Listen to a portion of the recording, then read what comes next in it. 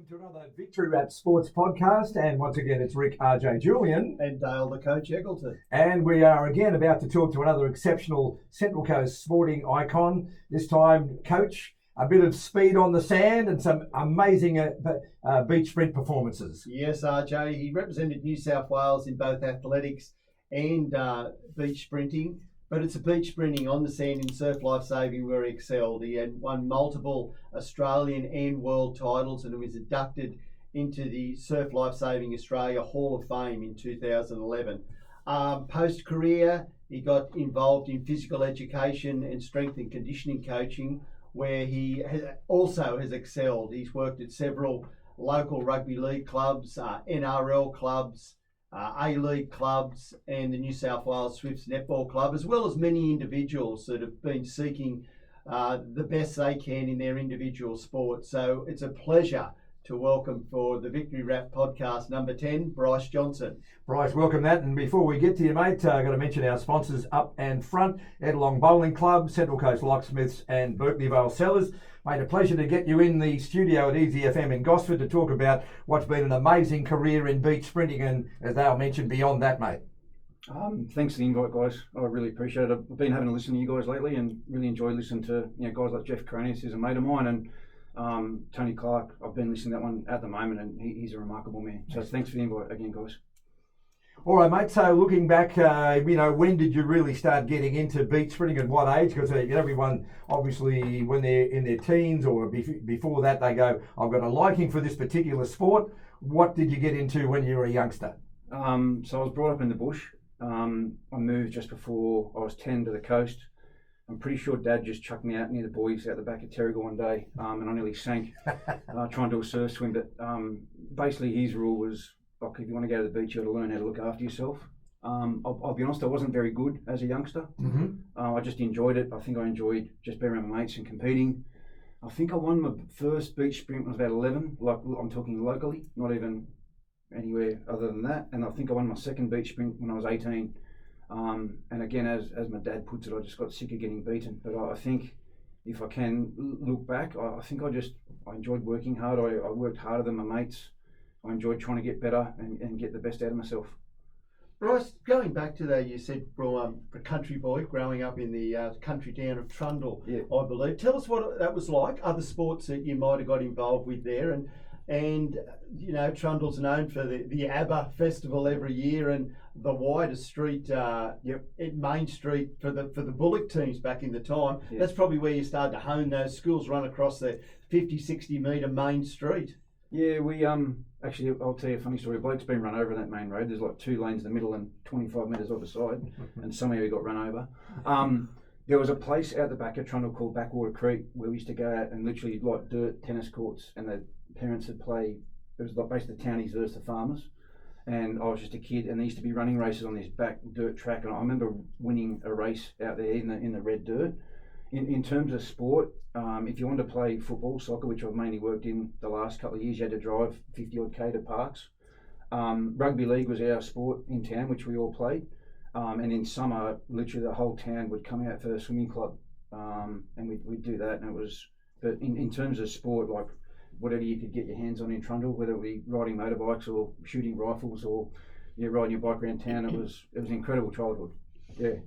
Brice, obviously living out bush, no beaches, of course, so rugby league you mentioned, and when you moved to the coast, did you consider playing rugby league? Did you keep at that, or it was just a complete change and you just hit the beach and stayed there? No, interesting question. I think Mum sees an opportunity and got me to stop playing when I first come to the coast. I was a pretty little kid, RJ, so physically I sort of really struggled in rugby league early on, and I think that helped mould me into the competitor I was later with mental toughness and those sorts of things. Sure. But Mum got me playing tennis, and as she dubbed me Little John McEnroe, because I had a pretty bad temper on the court.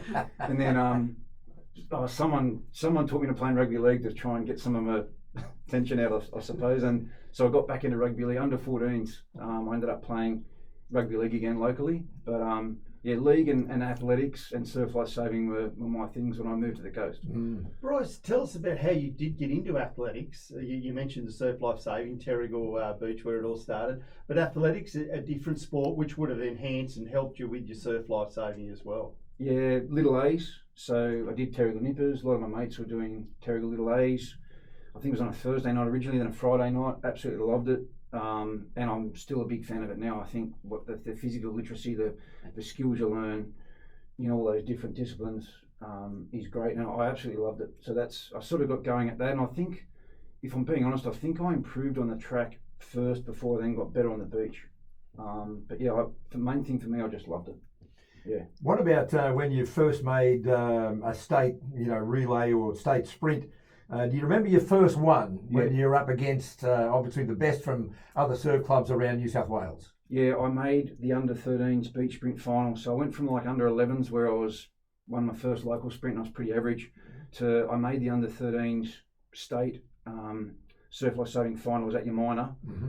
And I think I'd come like second in a semi. So being a young, bit cocky kid at the time, I thought, beauty, I'm top four here. I've just come second in a semi, and I got my ass handed to me. I finished 8th in the final, and I learned a lesson. And then pretty much from every year there on, I made finals. Like I went then to under 15s, which was cadets back in the day. RJ with Terrigal in the seniors, my first year of seniors.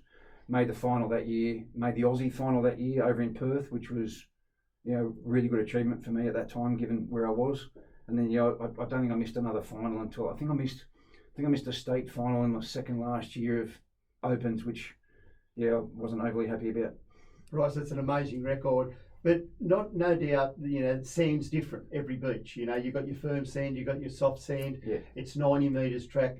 Did you prefer working as in the relay team, whether you had the four in it, or individually bring out the best? Which was the one you preferred the most? It's a good question. I used to get asked always, if you had a choice, would you win the individual Aussie or would you win the beach relay? And I always chose the relay. I love sharing it with my mates. I preferred the harder sand. So at certain state titles, certain events, I went really well on the hard sand. I always found Kurrawa on the Gold Coast quite tough because it was pretty softish. Perth was really soft when we run over at Scarborough over there, so I struggled on the soft sand. I think because I was a better 400 metre runner on the track, I tended to convert pretty well to the beach, but I preferred the harder sand because I suppose a bit more like track. You're right, there is a slightly different style, but I absolutely loved the beach relays. I was always the second runner, so I loved that first relay change. I loved the pressure of all the first runners coming together and trying to get the very best change we could and get out in front and set our team up. And I love sharing the successes that we had with my mates. Was there someone that looked at you when you were doing the original years beach sprinting and gone, I can shape this man into a champion? Was there a coach? Was there someone that you looked at and he gave you some very good advice? I had a couple, RJ. So Jerry Thomas was my first ever sprint coach. So Dad was working at the time as a sales rep and used to drop in there in a lease club and see this old, pretty large fellow training a group of boys, and got me to come along one day. And I was that skinny and that little at the time that Jerry always used to tell his story when I was walking off with Dad to get in the car, whatever, he said, that bloke won't ever come back here. Like, the session nearly destroyed me. He said, that kid will break. And he said, you just kept coming back. So Jerry was probably the first one that, and I credit Jerry with, he formed me in terms of my technique and even just how I trained and whatever. There's a couple of people along the way, like there's a guy called Craig Tyso at Terrigal Surf Club that watched me. I had a natural knack of changing the batten. If you're familiar with the relay batten change, it's a fly change. You've got like an area you can change in because it's a shuttle relay. He sort of picked up on me there, and then I was lucky. I had some really good coaches along the way. John Bourne and Paul Singleton, who was my last coach, still gift winner. For me, the best coach I ever had, because he tapped into me mentally. He was, I still call him a coach now. Incredible person. We're still really good friends. He's the best sprinting coach I've ever had. But John Bourne was exceptional as well. Brice, tell us on that journey. You were at the top, achieving at Australian and world level for over a decade. Tell us the journey. It started at Terrigal, where it took you to several other surf clubs, not only in Australia but New Zealand as well. Yeah, I did nippers at Terrigal when we first turned up from the country. We had some friends that lived locally and they were all in Terrigal Surf Club. That was literally why we joined there. I think Dad might have picked that beach, Dad and Mum, I should say, because it was a bit kinder surf-wise. A bit calmer for us as kids to try out. I a lot of years at Terrigal. Went to Avoca for 2 seasons, like in the, I think I was under 18s at that time. And then I met some guys I was training down at Narrabeen a little bit, down at the Academy of Sport there. Met some guys and they were at Collaroy Surf Club, so I joined that club. Actually moved down there for a bit. That's where I won 2 of my Aussie beach relay titles, made 2 finals with Collaroy.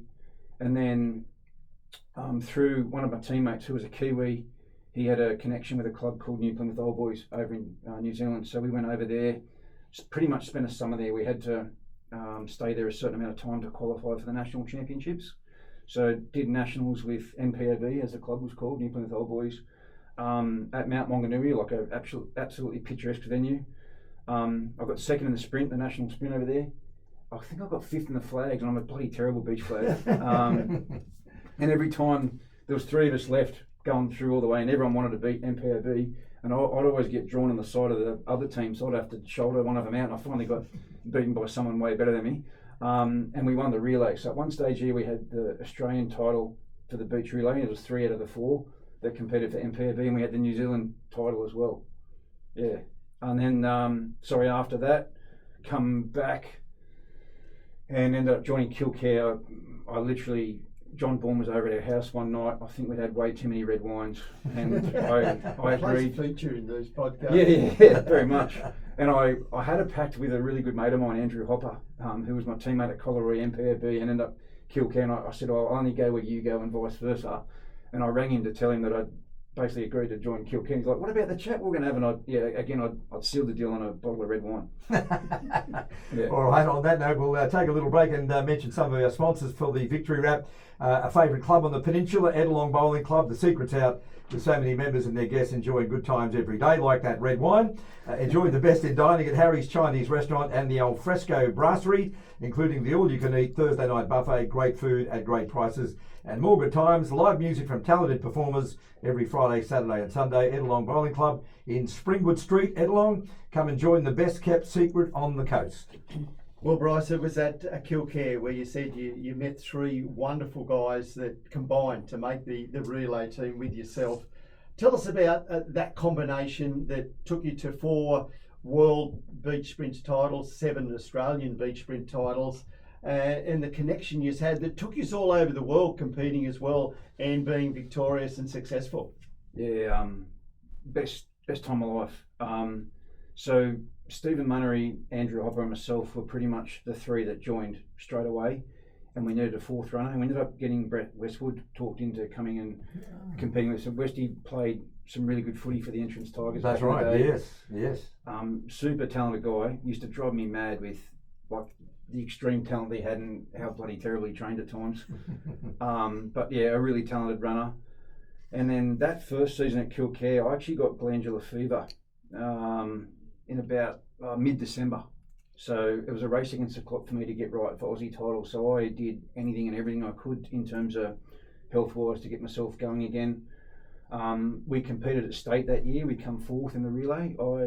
I ran that badly, it's not funny, in that race. And I literally had 2 weeks between state and Aussies to sort myself out. And yeah, somehow got myself going. And then we competed really well. We won our first Australian title with Kilcare in the year 2000. And then we went on pretty much a 5.5 year run that we weren't beaten in a major meet. So we won consecutive states after that, consecutive Aussies and 4 consecutive world titles.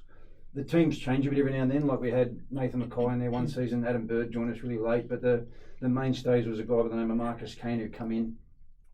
He was in 3 of our national championship teams, Andrew Hopper, Stephen Munnery and myself. Mate, was there a great rival of yours when you're competing either state or nationals against other states? They've got their best, you're the best in amongst the New South Wales. Was there a great rival you love to compete against or run against? Absolutely. Mollymook were the main ones from state titles. We had a bit of a thing with Mollymook where, and this is when I was at Collaroy, we'd either get disqualified or drop a baton and they'd win. And then when we come in at Kilcare, they'd drop a baton and we'd win. And then we had obviously a few who went toe to toe, and I can't say it was a friendly rivalry the whole time. We had a really good relationship, competitive and non-competitive, like off the track with Mullaloo in Western Australia. Sure. And then North Cottesloe were another really good team that we're up against. And then we ended up we become friends, really close friends with a team called Umschlanger Rocks, which is a South African team near Durban, Mm-hmm. and there was a team down near Cape Town called Fishhook who absolutely hated our guts for some reason. I remember we competed against in America one year, and we actually spotted them at a bar afterwards and offered to go and have a drink with them, and they all turned their back on us. So okay. after that, it got real juicy. Yeah, I'm sure it did. Yeah. No punch-ups though. No, just argy-bargy. No, the guys from Unchlunga we still stay in touch with now. We're sweet with the Mollywood boys, like we're all mellowed as we're retired. The Mullaloo guys, Jeff Davison's, what a guy. But yeah, the Fishhook guys, it was pretty intense ride with them. Yeah. Brice, you talked about the role Paul Singleton played, and he was a Stall gift winner, a huge plunge on himself to win that year. Part of your training, you had the experience of the Stall gift. We've just had that over Easter run. Yep. Tell us what that experience is like, and explain us to it how the whole process works. Yeah, it's probably one of my most favourite athletic experiences running at Central Park at Stawell. It's just amazing that literally everyone's there to watch athletics. So I feel like athletics, and I'm really happy with where athletics is at the moment because it's getting some really good coverage now with some of the absolutely brilliant athletes that are coming through. It's such a good. They're such a well-informed crowd. They know everything about everyone. Because you can bet on the running down there. They like that, so there's monetary involved as well. For me, and this is where I really clicked with Singo. I had a coffee way too late in my night. I couldn't sleep when I got home. But I remember him telling me, he's like, basically, you're a B grader. You're not running off scratch anymore in amateur athletics. You're running gift running now because you're not good enough to compete with the big wigs, which really hurt my ego at the time. But he was dead right.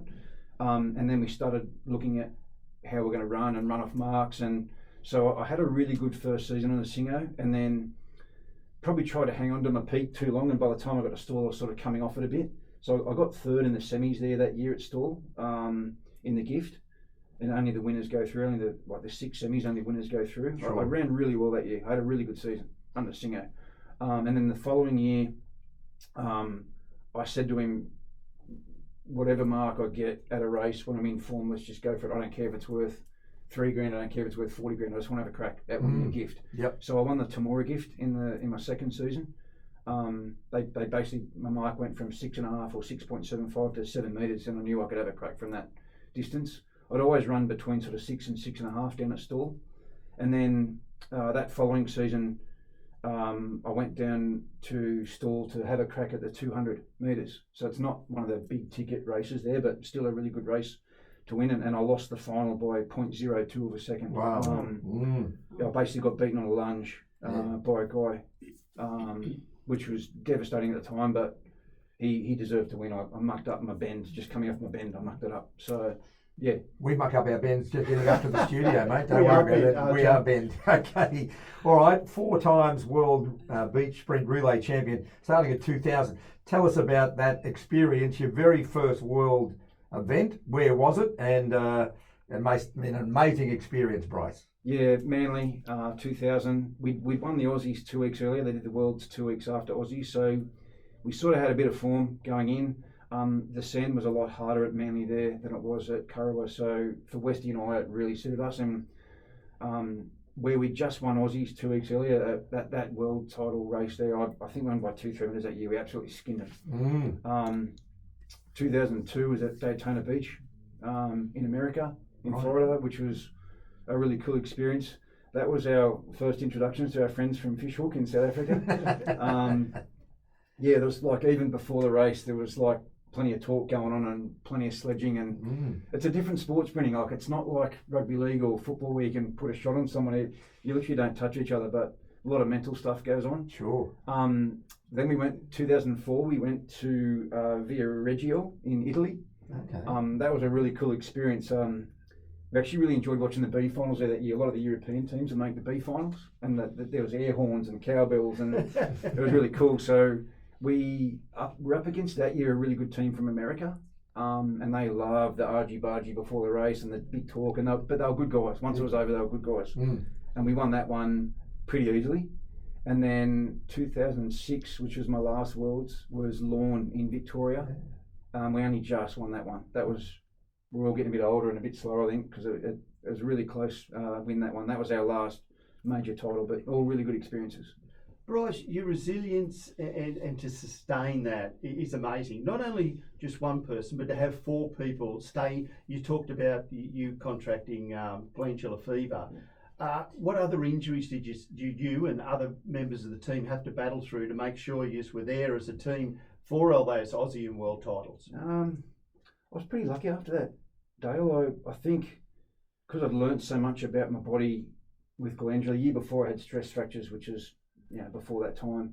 I think I got really good. And again, I said this to you earlier before we got on here, but I try to be like a sponge and learn off everyone I could, and whether it be how you prepare and what you eat and sleep and all the stuff you do behind the scenes to get yourself right. I had a couple of little hamstrings, but nothing major. As I got older, I had a few little calf problems, but like we all had different things at different times to manage. But one thing we were really, really good at as a group was we were always in form and healthy and fit when it come to the big championships. And the thing I'll say about the guys that I mainly ran with in Andrew Hopper, Marcus Kane and Stephen Munnery is we were just so tight. Like they're my 3 best mates in the world. They still are. Like 2 of them live in Queensland now. 1 lives in Dubai. We're always catching up, as you can these days on the phone. I was best man for all 3 of them in their weddings. In the end, I was the last to get married, so I had 3 best men. I couldn't make a decision, which is pretty typical. We were so close, and we did everything together. And I remember one day talking to my blue guys, and they always said, we knew we'd find one of you, we'd find the rest of you. We were just always together. We just enjoyed each other's company and pushed each other. We were honest with each other, like at times brutally honest with each other, and that's something I think's helped me with my coaching career because I was able to give feedback in a pretty direct way. Some people might say blunt at times, but we're very, very honest with each other in terms of where we're at in terms of performance, and I think it helped us get better. 3 best men. Was there a relay with a wedding ring, mate? No, we're all done and happily retired by then. All right, we'll be back with more of Brice Johnson in just a minute. Central Coast Locksmiths now at a better location, bigger as well. Racecourse Road, Gosford, lock that in. Central Coast Locksmiths, master locksmiths, security engineers and consultants, huge range of transponders, current house keys, commercial, personal safes, mobile vans that come to you, and their 7-day emergency service, so better lock in. Central Coast Locksmiths, Racecourse Road, Gosford, opposite the entertainment grounds, ready to help you open, start, shut and lock. Give them a call, 43 23 15 34. Brice, there comes a time in every sportsman's career when you have to realise, old father time catches up. When did you make the decision, and what was the transformation into, you obviously had a passion for physical education and then in turn, from the coaches you'd learned, some sprint work as well. Yeah, I just started studying, so I went to uni mature age. That was when I was 28, so I think I was into my 4th year of study, and obviously things are getting more serious in terms of work. I'd met my now lovely wife, she was my girlfriend at the time. Things were getting pretty serious there, life was good. I remember having a chat with Simeon about January, and I said, I think I might be done in about 18 months' time. I remember saying that to him, over dinner or whatever, and he said, look, if you're talking about retirement, you're probably closer than what you think. And he was right, because about 3 months later I retired. The thing for me, when I realised I either needed to or had to retire, was I was caring more about the athletes that I was coaching at the time than I was about my own performance. So for me, it was a really good transition, because I didn't really struggle in terms of, some people really struggle when they first retire from whatever it is, whether it's professional or amateur or a hobby or whatever. You sort of lose a sense of direction. For me, it was great. I could pour my energy into coaching. So yeah, for me, it was that moment when I was caring more about the teams and the athletes that I was working with than myself. Yeah. Brice, you look at what you've done. You've travelled the world and state all over Australia, etc. Do you wish you could have been a golfer or a tennis player with the money that the sponsorship? How did you get to all these? Was there private sponsors or government assistance? Everything. RJ, Surf Life Saving, amazing community. Local government around here got behind us when we, when Kilcare was at its peak, and we had a bit of, it doesn't sound like a wanky, but a bit of a profile. We had heaps of support. Local business, whatever. Yeah, it was incredible, mate. Yeah, great stuff. Brice, you talked about that transformation because you so much as an athlete wanted to learn and improve. Where did the journey start in the strength and conditioning coaching? Tell us about that. Yeah, I actually applied for a job at Erina Eagles local rugby league as a sprint coach, and then next thing I'm sitting in front of the Jim Beam Cup head coach and then all the management, and I still remember saying to the interview, I've got absolutely no idea what I'm doing, because they wanted me to be their strength and conditioning coach, and they went, great, you'll be perfect. So that's the Tigers for you. yeah, so I just learned on the job. Yeah. I had some really good mentors back then. Trevor Clark was the first coach I worked with there. He was awesome. Tony Keeble, who I maintain was one of the guys that really got me organised and got me going in terms of coaching. I really enjoyed it. I really enjoyed trying to help the boys. I really enjoyed learning about, more about the physical side and the prep. And without sounding cocky, I felt like I had something to give and I was good at it. So I kept doing it. Yeah. And you won that Jim Beam Cup with the Tigers, helping them in 2007. I remember that game was down at Stadium Australia, and I think we did a live call of that with the late Bob Sharman. It then came back and had more success with the Tigers in 2019 when they won the Central Coast Rugby League Grand Final against Wyong. So a great association with a champion club on the coast. Yeah, the Tigers are great. I really enjoyed it there. That 2007 team was one of the most fun teams I've ever worked with in my life. I'll honestly say an absolute bunch of lunatics. Every training session was so much fun. Some of my good mates, still from that day. Alex Moore had him at guts to start with. We're good mates now. Brett Blake is still a good mate of mine. Yes. But we had some guys, Ryan Wheel, Brian Tritton, Jamie Davis, absolutely hilarious blokes. And then that was Forbesy and I in 2007. We were like the odd couple. I was like the nerd and Forbes is a bit of a wild man, but we clicked. We got on really well, and then Shane Wooden was the coach I worked with in 2009, who I've got a really, really high opinion of as a coach. Well, you've had an association, Brice, with the Central Coast Mariners, 3 separate occasions, 3 different environments. Tell us about how that journey all started, how you got involved in those early years when Laurie was at the helm, and then you return, and then you return again. Yep. Andrew Clark was a really big push of mine, really big helper. So I met him in the period between when NSL stopped and A-League started. He was doing some occupational therapy work at a gym and a swim centre that I was working at. We got chatting. He found out about my sprinting stuff and said, oh, hey, I could utilise you at the Mariners as a speed coach. Took me to meet Laurie. In typical Laurie fashion, I think I was hired in about 10 seconds. And again, I'll mention Laurie later. He's been an amazing help for me along the way at different places. So yeah, I was initially just like a guest coach, like a speed coach with them.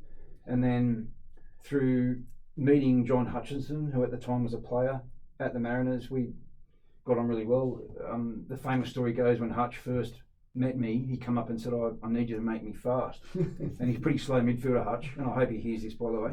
And I said to him, I said, I can either be really serious here and help him, or I can be a smart ass. And I said, look, I'm a sprint coach, I'm not a miracle worker. And he laughed his head off, and we got on, and since then we're still good mates now.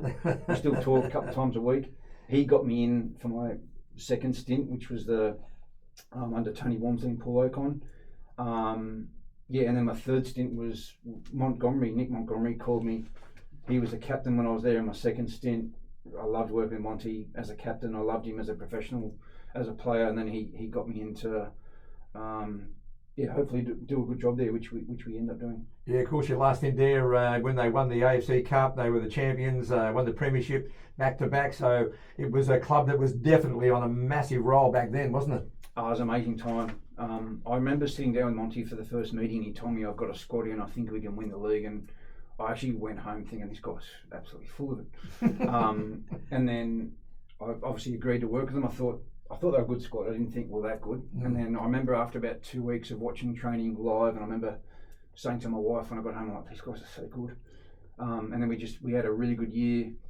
Had a few blips along the way, and then the momentum that we had towards the end of that first season when we won, and that sounds cocky, but the year we only won the grand final, but we just had so much momentum. I think we had our last 7 or 8 games undefeated, and we're just walloping teams. We'd just go out and I could see the boys warm up and okay, we're going to wallop these guys today, and we did. We played some really good football. Right, sports science has come such a long way, even in those 3 stints at the Mariners. Yep. Your role, the GPS tracking of how far players run, the speeds they get up to, the preparation before a season, the maintenance of players throughout the season, rehabilitation when they sustain injuries. Just explain to us about it, because every individual is different, but you've also got to work with them as a team as well. Yeah, I freely admit I was really poor at this when I first started, and I had to learn a lot because I'd come through, my own sprinting career, physical education as such, and I didn't really study the sports sciences at uni. I did a lot of sports science study, either privately or just off my own back. After I got involved with teams to try and learn, and obviously the internet's a massive help there, and there's certain short courses you can do and whatever. So I had to learn a lot. I freely admit that. The data side of it is so heavy now. Amazing amount of data. I just read an article the other day, which was actually on our club when I was there, and we had 23 million data points in our last season there at the Mariners. Wow! And a data point can be a single entry for how much speed the guys run that day, how much distance he's run, how many accelerations, decelerations, and other stuff like their wellness survey or their strength testing. And so I really got a lot better at that, to the point now where I actually work now with an athlete monitoring system is what we brought in at the Mariners, Power AMS. We brought in at the Mariners. I actually work at that company now. So when I finished at the Mariners, they offered me a job to be a business development manager with them. And that's been my journey, as I've gone from being a semi-decent sprinter, okay coach, trying to get these guys moving well on a football field, to really immersing myself in learning about the game, learning about the data and its application to training. All right, we'll be back with more of Brice Johnson in just a second. If you love being a local, you'll also love Berkeley Vale Cellars. True Local Liquor Store has been supporting you and local sport for over 10 years. Right now, some great specials, like 20% off 6 bottles of wine, 10% off any 2 spirits. I'm sure there's red wine in there somewhere. Best selection of craft beers, all your mainstream favourite brands.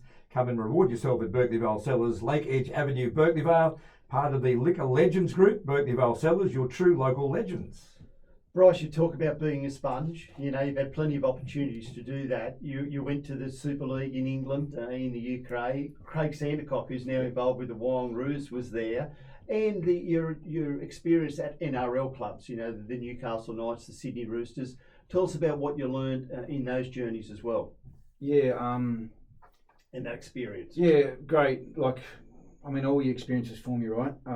But Sydney Roosters, in my opinion, I went down there probably a bit too early for me at the time. I thought I was ready, and I think looking back, I wasn't. It was tough. I'd gone from the Newcastle Knights, which was an amazing environment. I was there sort of part-time. I was there with the under-20s. I'd get roped into the full-time sessions when I could. Lee Clark, who ran the show up there, head of performance, is an amazing operator, an amazing friend, and an ex-competitor. We used to compete against each other on the track. He was way better than me, by the way. Incredible runner. He won a couple of store back markers. He was incredible. But he got me in down there, and then Brian Smith somehow took a liking to me and took me down to the Roosters. But yeah, I think looking back, I wasn't ready for that level at that stage, in particular that club, because there's such a media spotlight on that club all the time.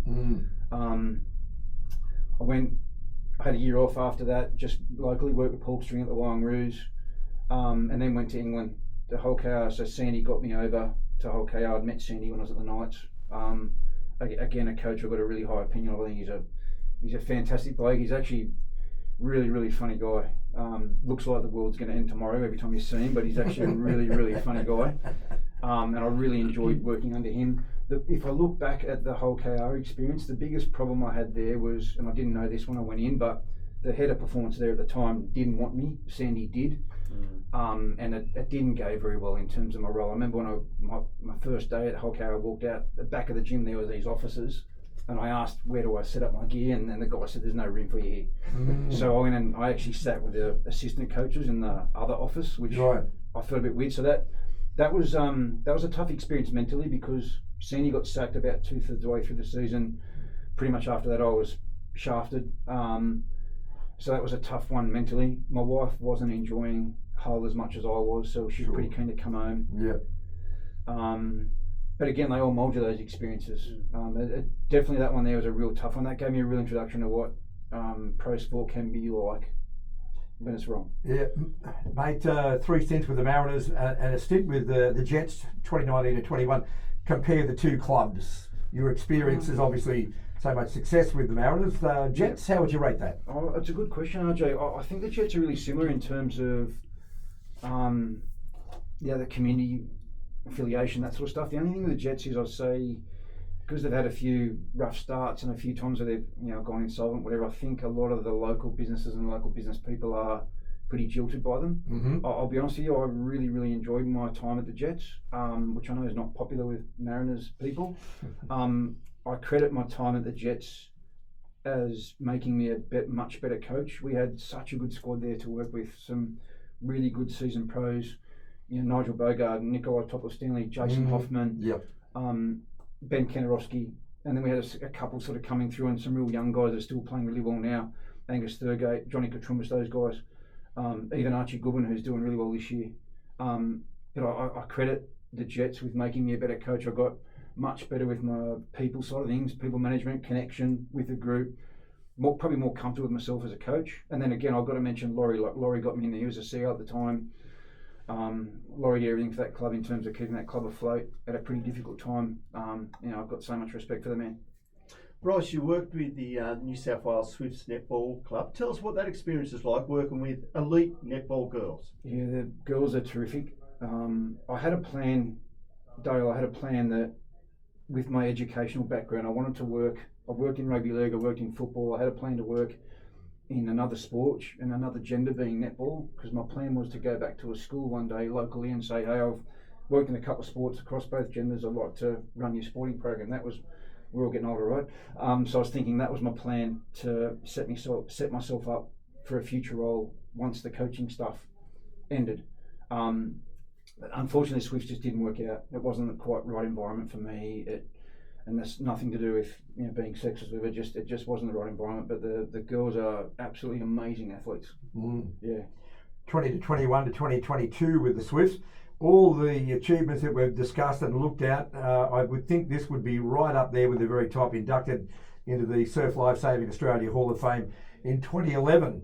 You're down there for that big night. Tell us about that, mate. That must have been an amazing, standing ovation perhaps for you? I can't remember. Honestly, I think at the time, RJ, we were still sort of in that ego, cocky ex-sprinter stage. So John Bourne pushed the application through.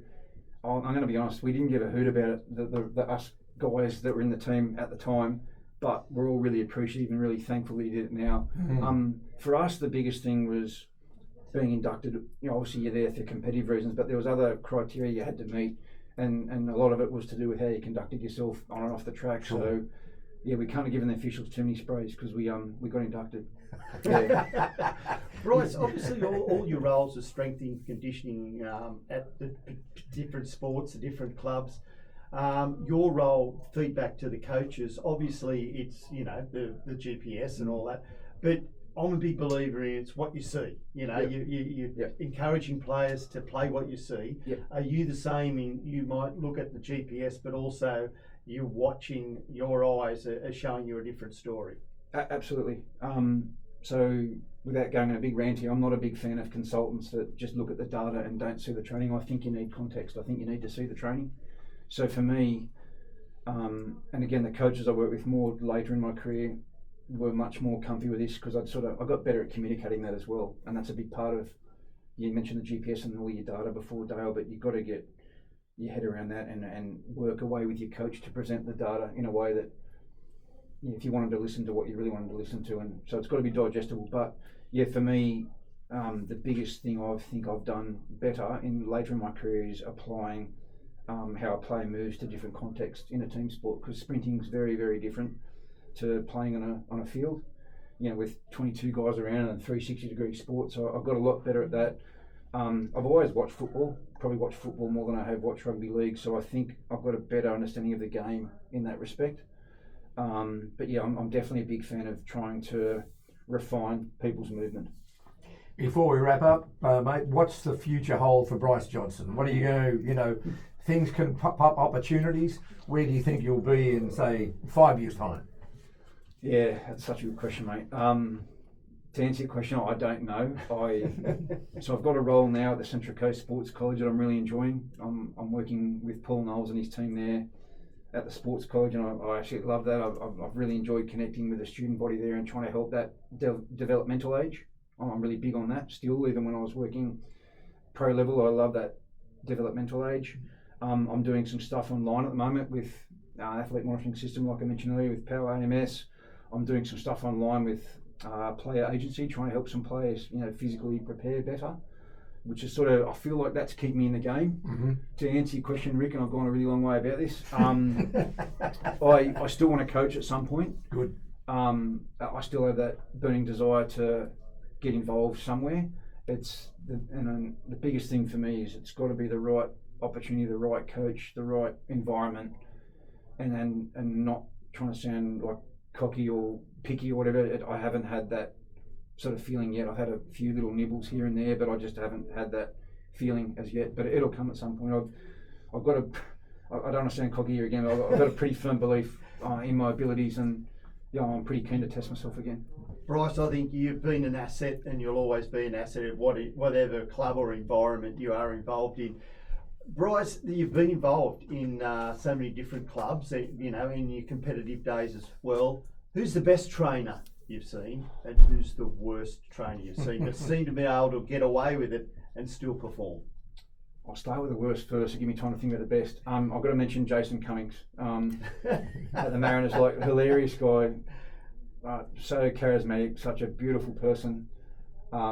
Did cut a corner better than anyone, but incredibly talented guy, and honestly just a beautiful soul. He got away with it. I mean, he won his whole career, and I kept telling him that, as you get older, it's going to catch up at some point. It hasn't yet. He's so damn talented. He's probably one of the. He stands out just because he's so funny. I'm sure there's worse than him, by the way. I've got to say, Monty was an incredible trainer. Absolutely incredible trainer. And I've got to mention two of the more recent ones, Max Ballard and Josh Nisbet. I don't think I even saw him in a physio room day, let alone needing anything to get themselves greased up to play. They were incredible trainers, incredible level of commitment. I'll probably mention those two. I tend to always go for the midfielders because they're just the engine room. Mm. Yeah, mate, it's been an absolute pleasure. Congratulations on an amazing sporting career on the beach and coaching, whether it's rugby league or netball or whatever. It's been fantastic and fascinating to have you in the room talking about your life in sport, mate, and thanks for being part of the Victory Rap. No, thanks for having me, guys, again. Thank you. Brice, it's an honour, buddy. Cheers, mate. All right.